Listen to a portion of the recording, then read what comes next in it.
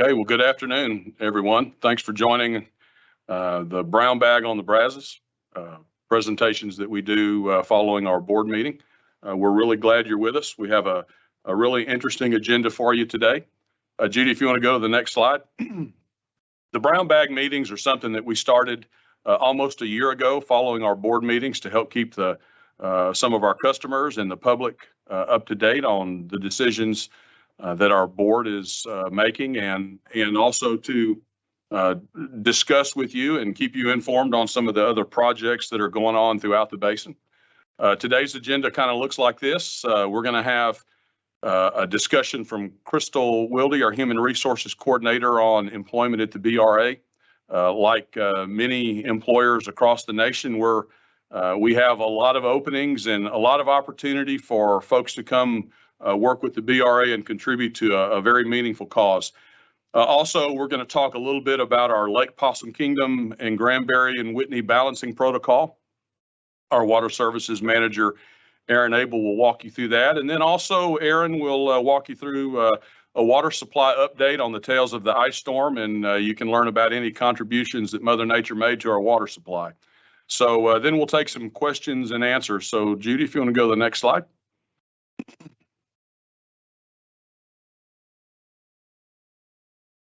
Okay, so the way we do questions and answers, you can ask them at any time. Follow these instructions there. To ask a question, simply click on the question bubble in the upper right-hand corner of your screen and type in your question. In meetings past, we've had time to answer most of the questions. The ones that we can't get to, because we're really trying to stick to a 1 hour meeting so that folks can get back to work and the other things that you're doing. So we're trying to be real sensitive to time.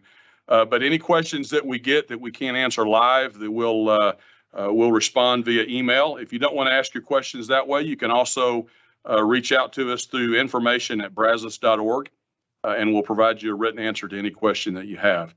So again, we're really appreciative of you taking time to have lunch with us and learn more about what's going on in the Brazos Basin. Next slide, Judy.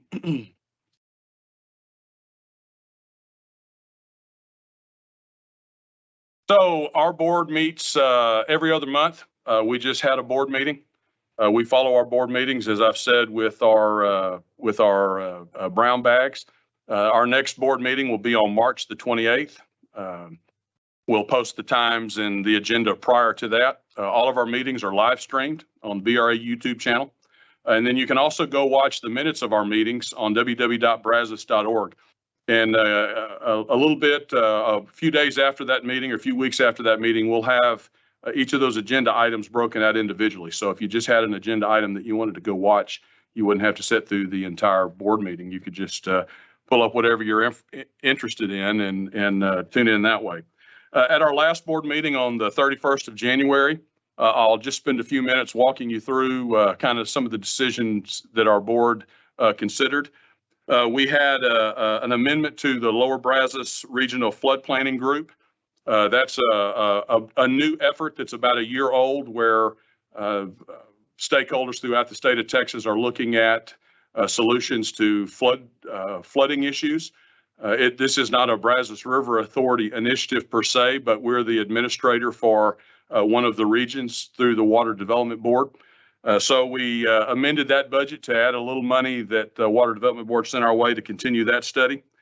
Our board approved a budget amendment also on a project that we have going on at Lake Granbury, our Lake Granbury reinforced concrete component. And basically, simply what that is on all of our dams, we're taking real hard looks into those dams and what capital improvement projects need to happen over 5 and 10 and 15 and 20-year intervals, so that we can make sure that we do the very best job that we can at protecting our infrastructure and ensuring that they can store and release water. And also so that we have a more clear vision of what it's going to cost us and how future impacts and improvements to those dams are going to impact our water rates. So those are really, really important to us. We also, the board approved moving forward with design of engineering and design of a new laboratory here at the central office. We're, water quality monitoring and the protection of that resource for the state of Texas is a high priority of ours. So we're continuing to collect samples and understand what water quality impacts are occurring throughout the Brazos Basin, and it's time for our laboratory to grow and have more opportunities. So that's something that we'll begin looking at very shortly. And then also we had our auditor, our financial annual comprehensive financial auditor finished his report and gave the audit findings to our board of directors, and there were no findings. We had a very clean, very successful audit, and I'm proud to say that our finance department does just an outstanding job in preparing our CAFR, our annual financial report, and getting high grades on how that document looks. So all really good stuff. We do have a lot of really big things coming up in the months to come. In March, we will present our board with draft rules, proposed rule changes and regulation changes.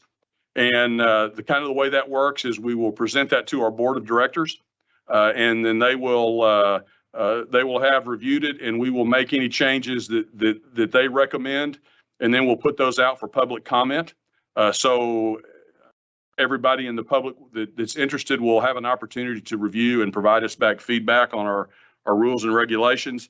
And then in May, we will present a real rough skeleton draft of our budget and also have a strategic planning workshop with our board of directors. And then we roll all the way back into July, and that's when our board considers adoption of our next year's budget and our strategic plan. So we have a lot of really significant items that are going to be discussed and dealt with on our board of directors level in the months to come. So with that, I'm going to introduce Crystal. Go to the next slide, Judy. Or Crystal, you want to go ahead and pull up your slides?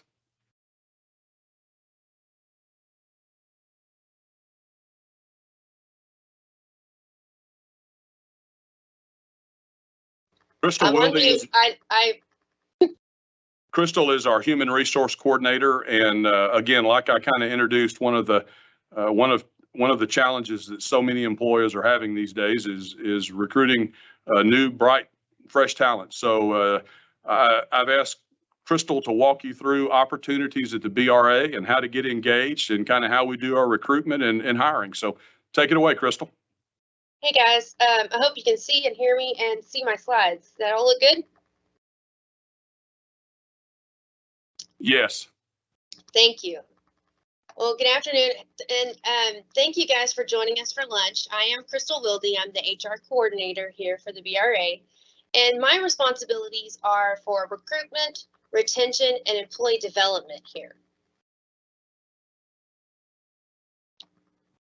Today, I want to talk to you guys about some of the challenges that we face in recruiting and how those challenges are impacting us here at the BRA.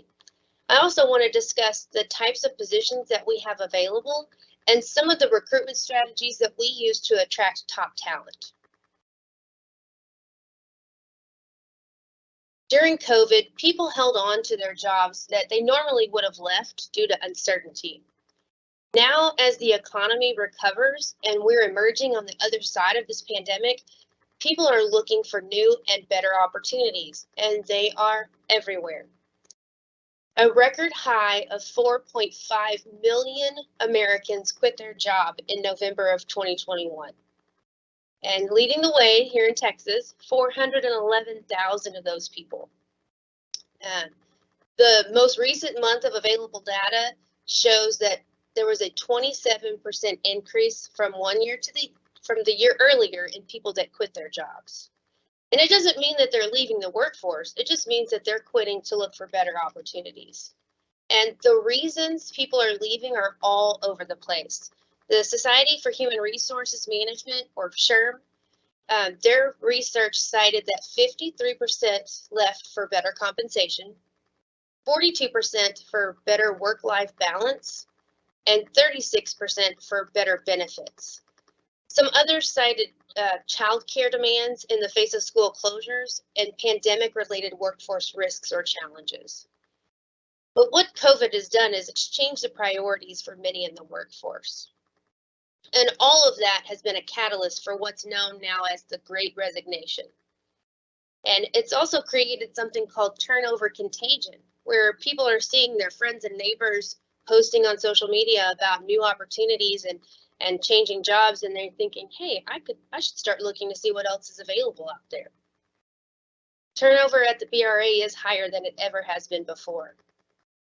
In addition, we have those that decided to retire earlier than anticipated due to these events. So we already knew we had a lot of baby boomers coming up to retire, but now COVID has really had those people retiring earlier than they would have. It's kind of a perfect storm of events that have created this recruitment situation that we're in. And the biggest impacts here at the BRA are that we have fewer candidates and higher wage demands. Unemployment rates continue to drop each month, and we have hit the highest employment levels since the pandemic. In November, Texas reached a milestone in statewide employment. The Texas Workforce Commission reported that the state had surpassed its pre-pandemic employment levels with a total of 12.98 million non-agricultural jobs. The previous employment record that we hit was in February of 2020, right before the onset of the pandemic. Now, some newly released numbers for December show Texas hit a new record level of employment for the second month in a row. And that level is at over 13 million jobs. The result is that we have fewer applicants for each position we post, regardless of the profession. It is across the board. There are jobs everywhere. A recent example that we have here at the BRA is of a senior administrative role posted here at the central office. In November of 2019, that position posted for 2 weeks, and we received 82 applicants. The same position, senior admin, posted in October of 2021 for the same 2 weeks, only generated 34 applicants. And it's happening in almost every posting that we get half the applicants that we previously had.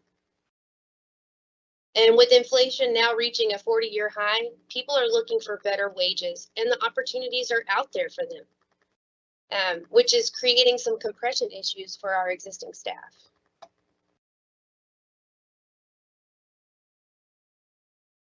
Luckily, we have a broad range of positions from entry level to professional, and those include accounting, water and wastewater operations, public information, environmental, legal, information technology, and project management. And we have a variety of positions posted right now on our website. We've got positions in accounting. We have several water and wastewater positions throughout the basin. We have some maintenance positions at some of our reservoirs and administrative positions as well. So if anybody out there is on the call today and is interested in the positions that we have posted, I have out there our website. It's brazos.org, and you just click on the tab that says Employment Opportunities, and it will take you to the careers page so you can see what we have out there. One of the great things about working here at the BRA are the incredible benefits that we have. Now, of course, we have traditional benefits that any organization has: medical, dental, life insurance. We have paid time off, paid holidays, and we have health and wellness benefits for all of our employees. The things that are different about the BRA is that we have become much more flexible and have developed some hybrid work schedules for those that are working in the office. We're allowing some of those employees to continue to work from home when they can, which is a really nice benefit and what a lot of people are looking for when they're looking for a new position. We provide tuition reimbursement for those employees that want to pursue a higher degree. And for those that may already have a degree that they're still paying for, like myself, we also, the BRA is a governmental entity that qualifies for the federal government's Public Service Loan Forgiveness Program. One of the best benefits about working here at the BRA is that we have a very robust retirement system with Texas County and District Retirement, or TCDRS. And in that retirement system, when an employee is eligible to retire, they receive a 200% match from the BRA upon retirement. So some of the recruitment strategies that we've put in place We have an application system called Applicant Pro, and it really makes the process so much faster and easier for candidates. There's a wonderful feature. So if you're interested in those jobs and you go look on our website, there's a feature that we have under employment opportunities where you can sign up for job alerts, and applicants can, and those, anytime we post a position, you'll receive an email that says, hey, the BRA's got a new job out there you might be interested in. Another feature on our application system that's wonderful is an applicant can complete an application in whatever language they prefer. They can change it to whichever language they want. And by offering the electronic system, so we have electronic offer letters, we also do electronic onboarding. It speeds up the process, getting people to work faster than we ever have before. And we post positions across numerous job boards. We have 20 different online job boards that those positions go out to, including Indeed and Glassdoor and Simply Hired, things like that that people might have heard of. We attend career fairs sponsored by colleges across the basin, and we attend local job fairs hosted by the Texas Workforce Commission.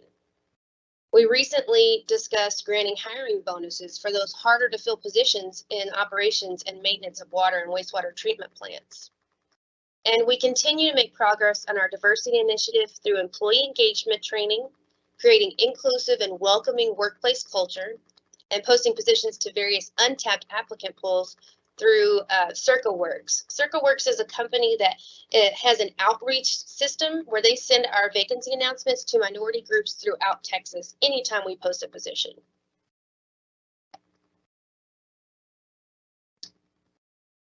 Looking forward, the key for us to have successful recruitment is going to be to understand those challenges that face the organization and to be able to adjust where we can. And we will continue to support our existing staff and retain the talent we have through supervisor training on inclusion and employee engagement, and make our best efforts to attract qualified candidates through career fairs, highlighting why this is truly the best organization to work for with the best mission. And if all else fails, we can always provide pizza for our staff. That people really like pizza. But please, if you guys have any questions about the opportunities that we have available, please contact the public information website and send in those questions. I'm happy to answer anything. Thank you, guys. Thank you, Crystal. All right, Aaron, are you the next slideshow? Are you going to drive your own? I am. Let me go ahead and share right now. A second.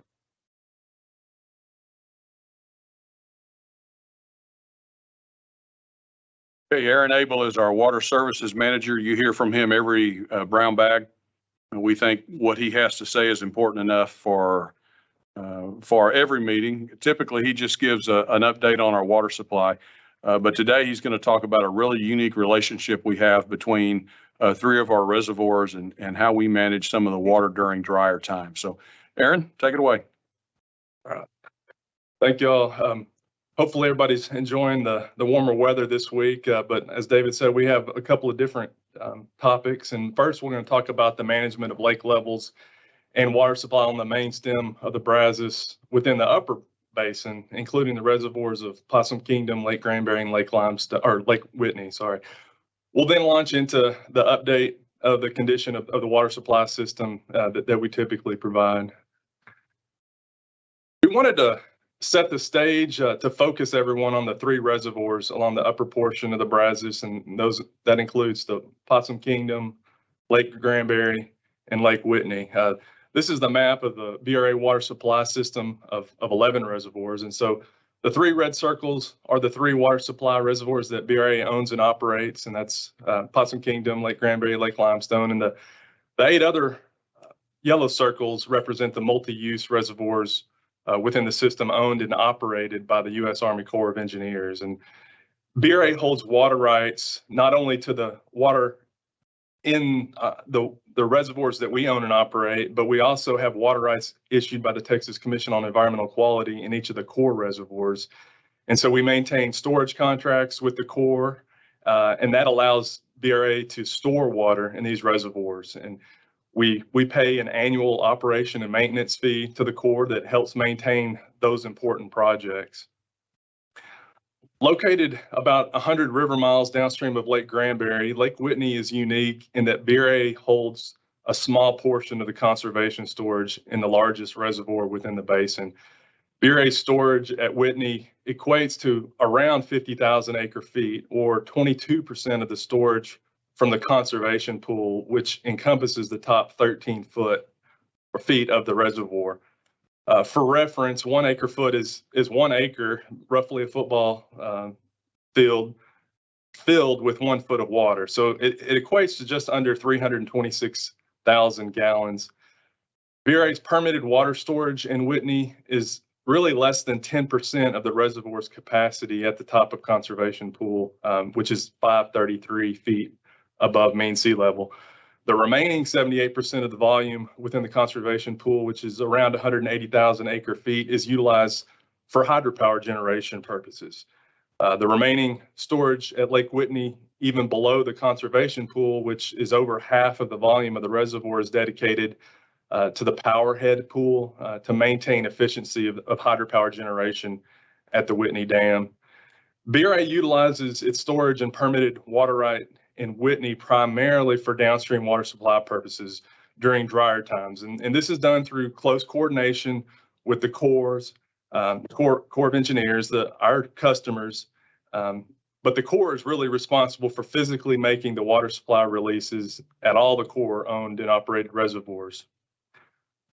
Typically, Lake Whitney is used for BRA water supply releases as one of the first reservoirs to supply stored water to our customers downstream along the main stem of the Brazos River. Depending on drought conditions and other reservoirs within the system, including PK-Granbury, participate in providing downstream water supply releases, depending on available sources to meet the demands, constraints associated with the system, reservoir storage, and other factors. We'll discuss specifically how the 2 uppermost reservoirs are managed in the next several slides, but this is part of the basin that's unique in that only 3 major reservoirs exist on the main stem of the Brazos. And each of these reservoirs are unique and play a vital role in providing water to the system throughout the basin. Transitioning to the management of PK and Lake Granbury, the 2 uppermost reservoirs within the system, those 2 reservoirs are very different.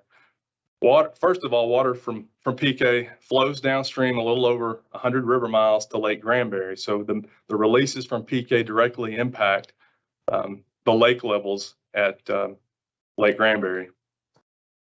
Some of the pertinent characteristics of the 2 reservoirs are shown in this table, but construction of Moore Shepherd Dam at PK was completed in 1941. It's BRA's oldest reservoir at almost 81 years.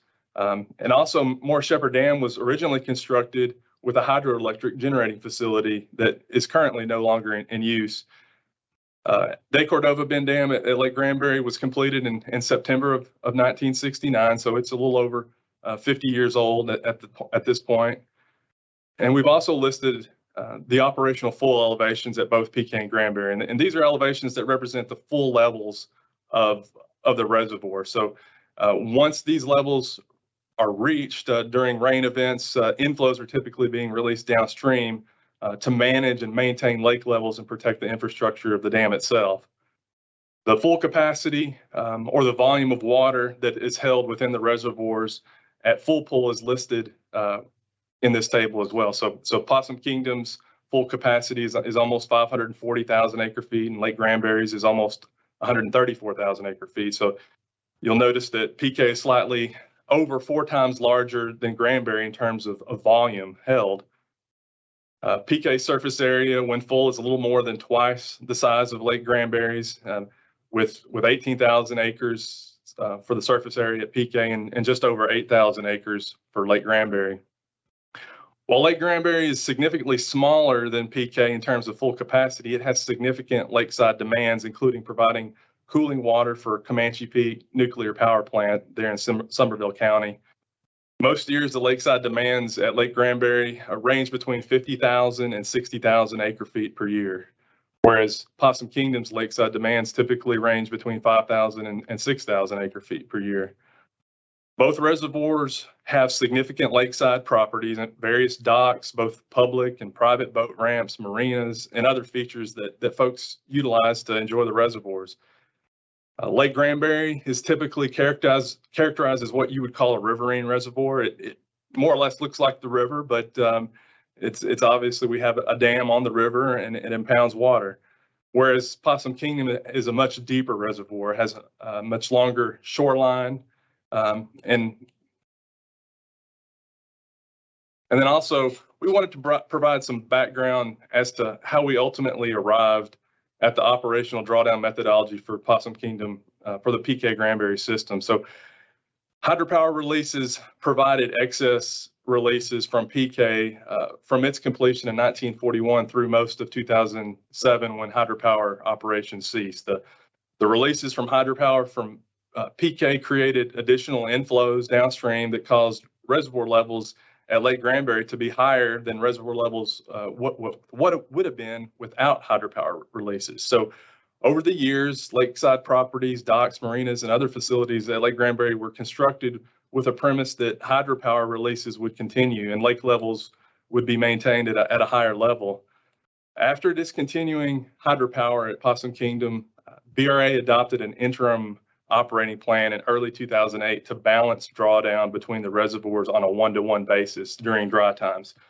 So in other words, releases from PK would be made so that Lake Granbury is never lower in terms of the depth below full than PK. So 1 foot at Granbury equates to 1 foot at Possum Kingdom. And while this interim operating plan was simple and it was easy to explain and justifiable in the short term with the absence of a detailed study, it did receive scrutiny from interest groups, particularly around Granbury, and that had been accustomed to historical flows provided by the Possum Kingdom hydropower generation. Additionally, the drought conditions of 2008 and 2009 contributed heavily to this scrutiny. We had some dry years that produced drawdowns at both of the reservoirs. In the spring of 2010, BRA, in conjunction with HAF Associates, began a detailed water supply management study of the PK-Granbury-Whitney subsystem. Lake Whitney was included within the study because it's physically located downstream of the two other reservoirs, but really due to the relatively small amount of storage space controlled by BRA and Lake Whitney, the focus of the study effort was really on Possum Kingdom and Lake Granbury. Overall, the goal of the study was to formally evaluate and develop a water management procedure for the Possum Kingdom Granbury Whitney portion of the BRA reservoir system that does two things. It meets the water supply needs of the basin, and it considers major items and issues affected by lake levels and water supply management. Extensive field work was performed at both lakes to inventory at what elevation certain facilities would become unusable. We developed critical metrics associated with that field work, along with constraints and features of the reservoir system that are affected by lake level variations and lake management. So also we had hydrologic input that was developed along with alternative lake management procedures.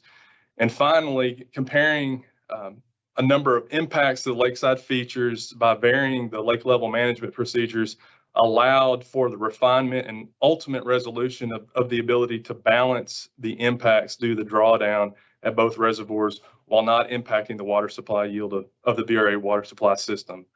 Conclusions of the study suggested that operating the system dependent upon lake depth zones produced a more equitable balance of impacts at both PK and Lake Granbury without sacrificing the water supply yield of the Upper Brazos River system. The BRA board approved this zonal drawdown methodology in April of 2011, and we've been operating in this fashion since then. So you might ask, what exactly is the zonal drawdown methodology and how is it implemented? You may see some posts on Facebook that we're making balancing releases. Well, this slide will hopefully provide clarity with that. So both the left diagram and the right diagram in this slide represent the dams at PK and Granbury, and the associated key lake level. So you'll see the full elevations at both reservoirs, and then two zones, the upper zone and lower zone. The 2011 PK-Granbury Whitney Water Management Study found that two zones should be established with the operational plan to manage the system. An upper zone representing the top 7 feet at PK and the top 4 feet at Lake Granbury.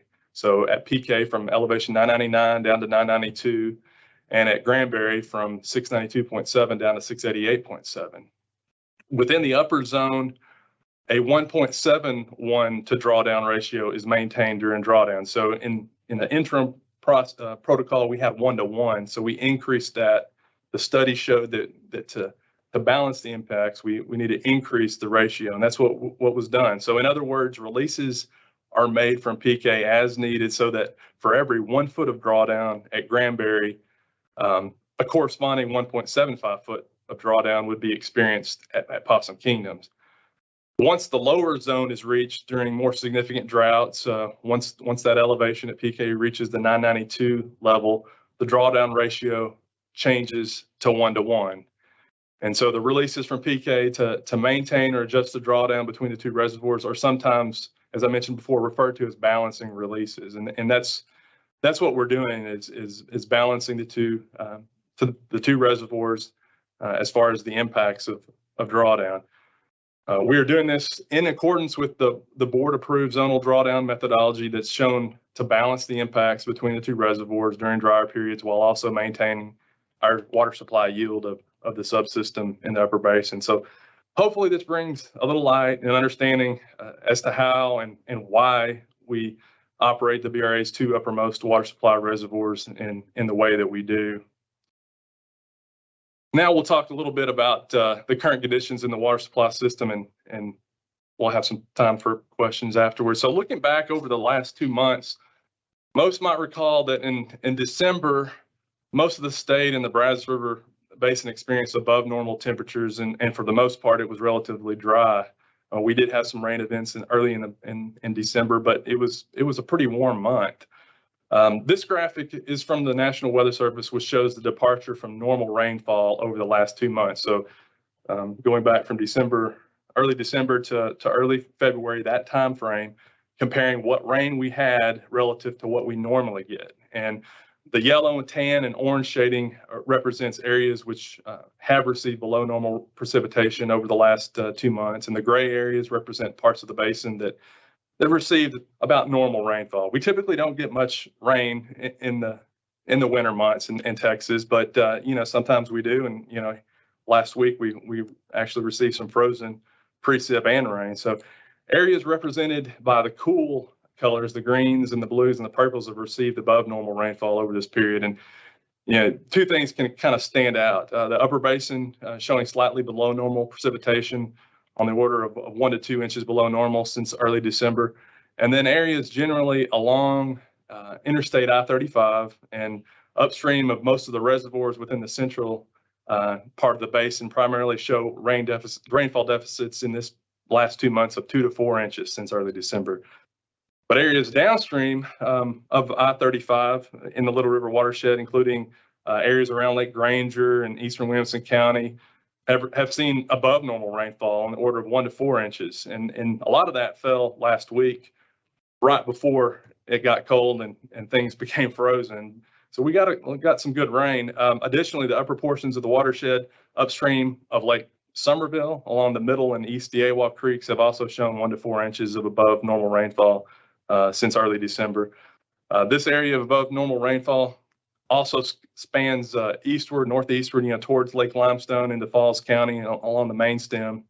As I mentioned, the rain and frozen precip last week was a significant portion of this above normal rainfall that you're seeing in this map.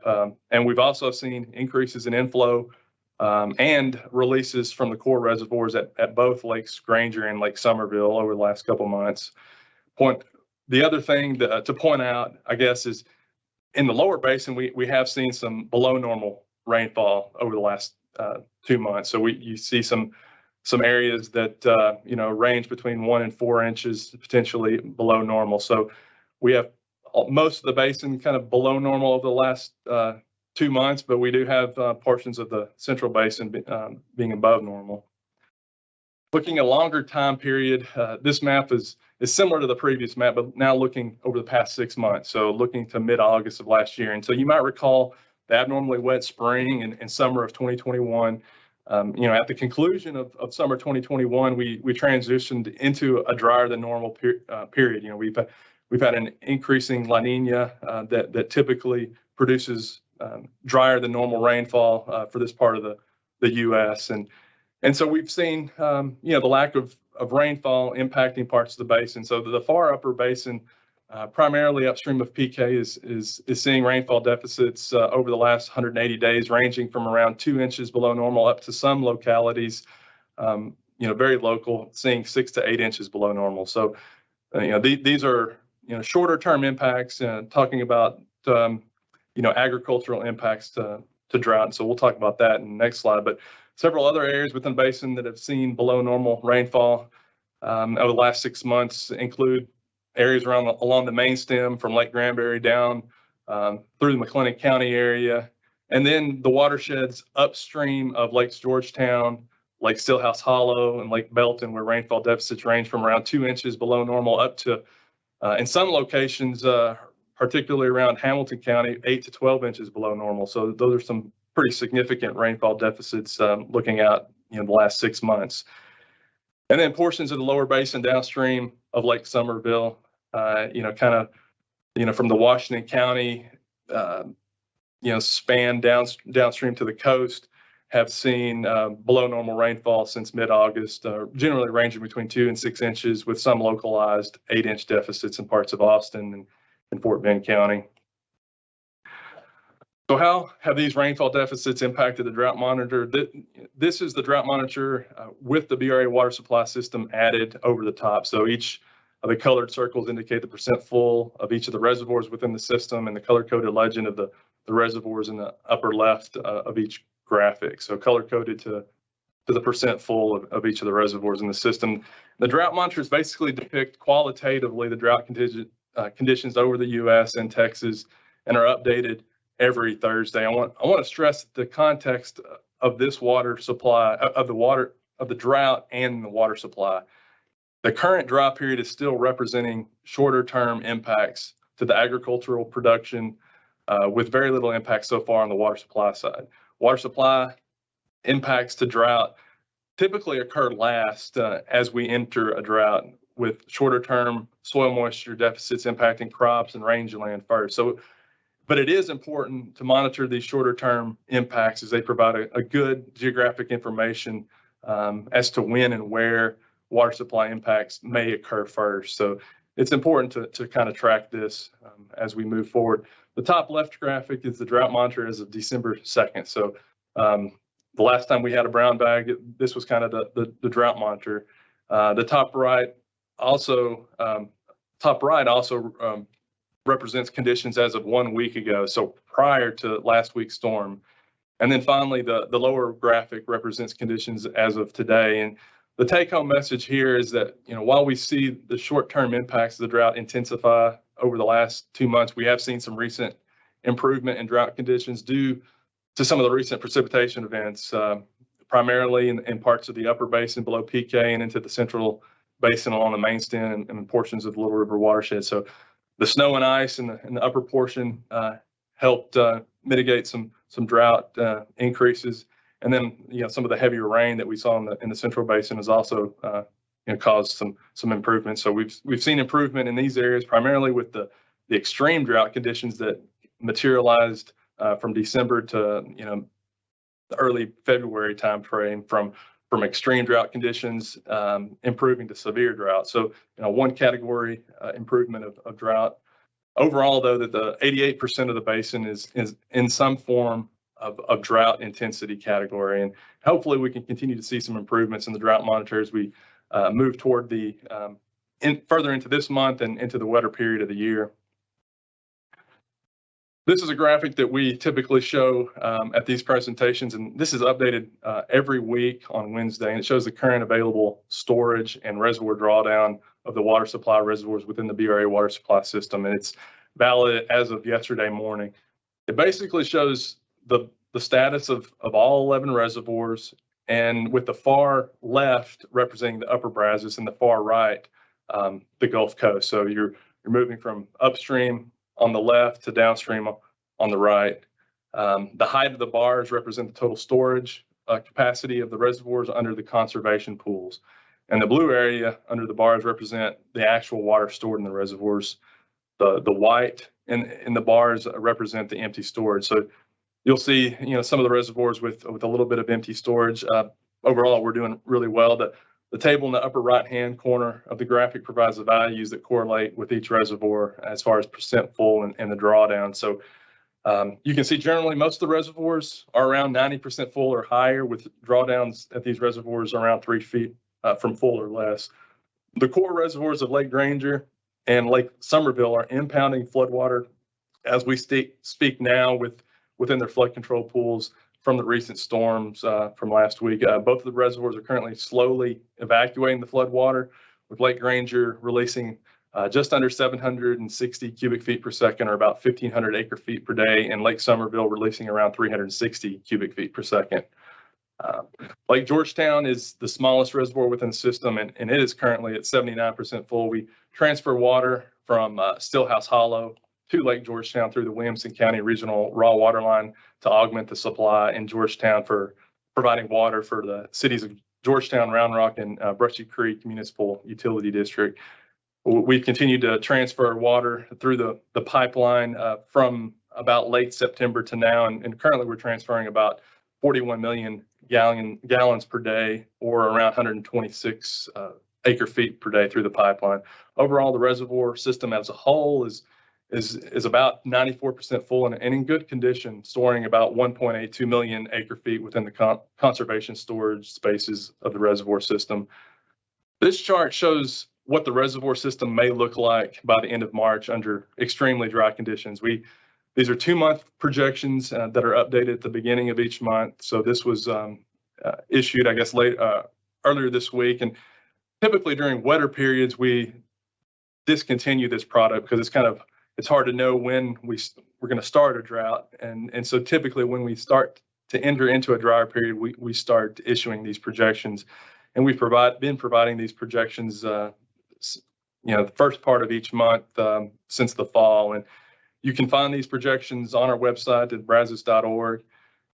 Essentially, what this shows is if we continue to see dry conditions, worst case, minimum inflows, high evaporation for the rest of this month and into March, we could drop from 94% full, where we are now, to possibly 89% full, over the next 2 months. We're not saying to expect these conditions. We're just saying if these conditions were to materialize, this is what we could potentially see. And you'll see a number of these reservoirs within the system shown to be in stage 1 drought watch by the end of March, and that's highlighted in yellow. And BRA is required to maintain a drought contingency plan that describes actions the users or our customers of the system may need to implement if certain triggers are reached from either a reservoir storage standpoint or other variables. And one of the triggers in our drought contingency plan is what's called the Palmer Hydrologic Drought Index, or the PHDI.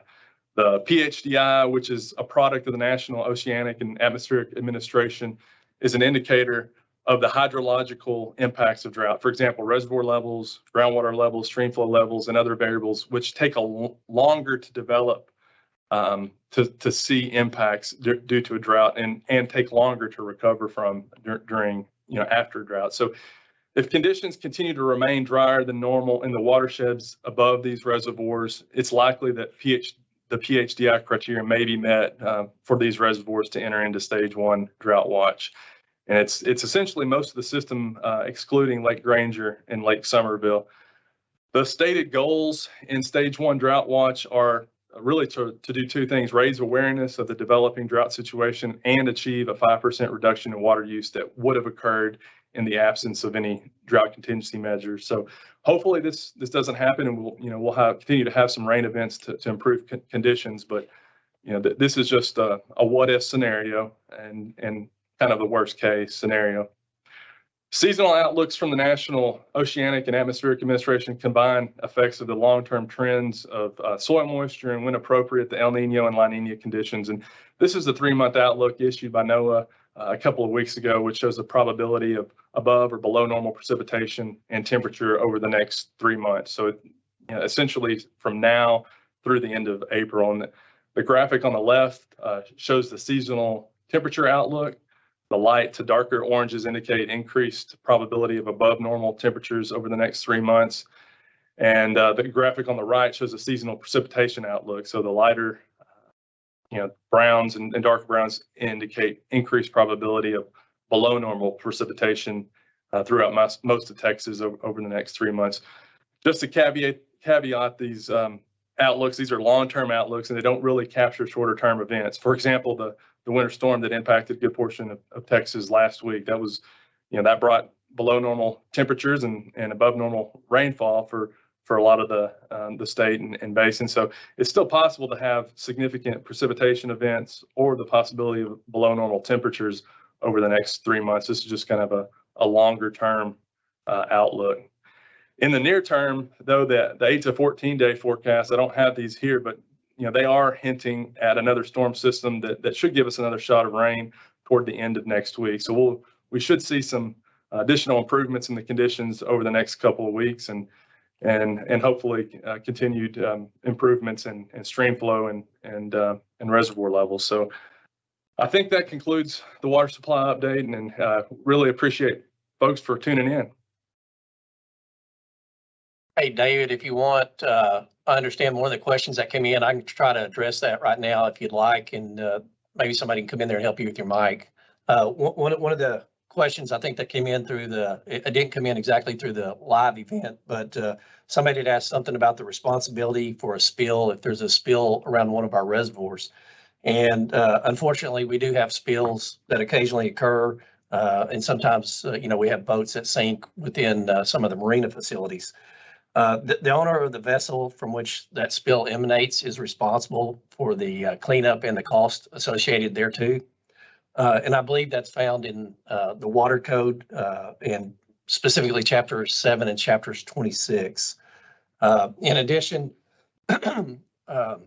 we update our rules and regulations on occasion. Excuse me. And in our new draft rules and regulations that we're going to be bringing forward to the public to comment on, we're going to require commercial on-water facilities to have equipment and or supplies to respond and effectively contain a spill. So that's one of the things that you might look forward to. It's a change that'll be coming within our new rules and regulations. And I do think it will be beneficial for those commercial on-water facilities to consider adding a provision within their agreements with the owners that they lease slips to that kind of further define, those responsibilities, although it is defined within statute and rules and regs. I think it'd be good for, as a reminder to those folks that lease slips that they are ultimately responsible. So I don't know if David, or go ahead, Matt. Mike, this is Matt. I'll jump in and try to conclude us here since we're having some issues with David's mic.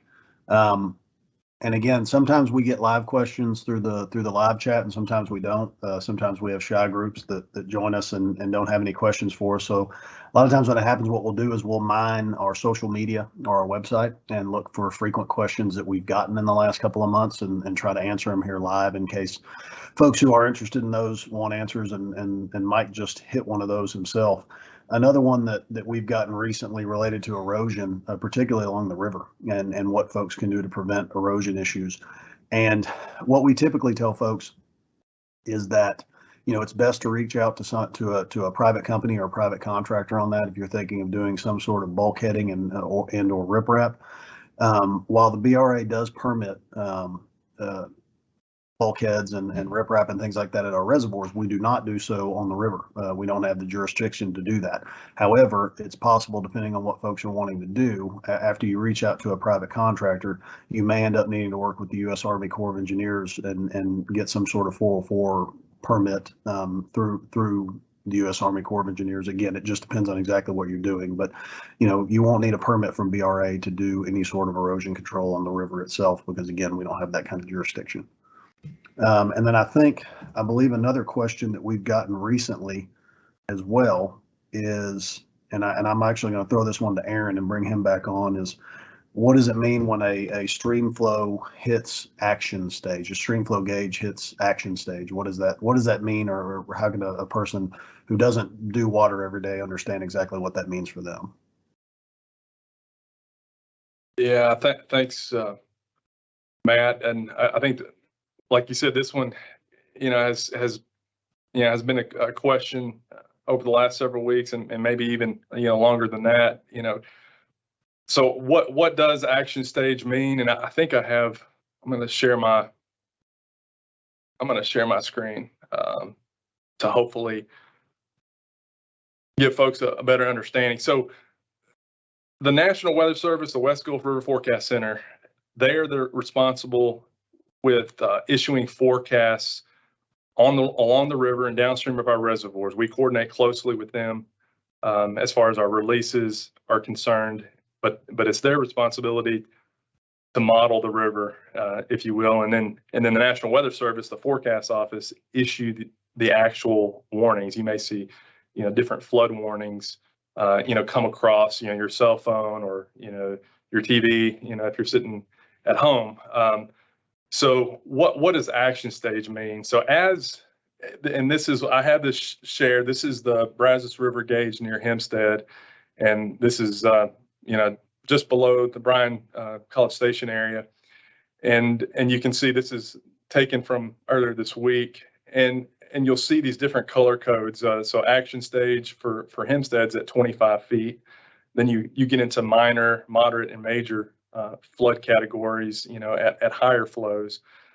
But essentially, action stage is the stage when the river level reaches in a rising stream, and it represents the level where the National Weather Service or a partner, needs to take some type of action or mitigation action to in preparation for possible significant hydrologic activity. So it's kind of a warning, like, hey, we are, moving towards maybe a more significant flood event. And the appropriate action is usually defined in a weather forecast office. So there's 2 weather forecast offices, or actually 3 in the Brazos. For our part of the basin from PK downstream, we have the Fort Worth office, and then towards the Bryan College Station area downstream, it's the Houston Galveston office. So they're the ones that actually are, define what action stage means. But a lot of times it can be the same as the forecast issuance stage. So once these levels are reached, the river levels are reached, they start issuing forecasts, that project out what the river levels will look like, in the next several days. So that's kind of what action stage means in the context of the river and how the National Weather Service and the West Gulf River Forecast Center operate. Thanks, Aaron. David, is your mic back on? I think you're still muted. I'm gonna have to close this out for us. I'm reminded during events like these, you try not to look at your phone, but sometimes it's a good thing. And when I was talking about the river erosion issue, our environmental services manager, Tiffany Morgan, texted me and reminded me to let folks know there is a program through the USDA Natural Resource Conservation Service that will help, and I assume maybe provide some funding for native streamside vegetation to reduce erosion. It may take a little longer than an engineering option, but it is an option. So folks who have those questions can kind of look to those as well. Looking in our Q&A, live Q&A, I don't see any additional questions. So looks like we got about 5 minutes left, so we'll end a little early. Matt, can you hear me now? I can. There you go.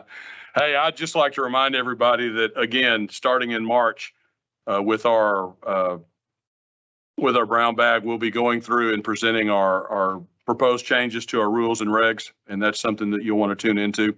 If there's something that those of you that are tuning in find that you'd like to hear us talk about, please don't hesitate to reach out to us and suggest some ideas. And again, I appreciate all of our presenters. I appreciate everybody that tuned in for lunch with us today.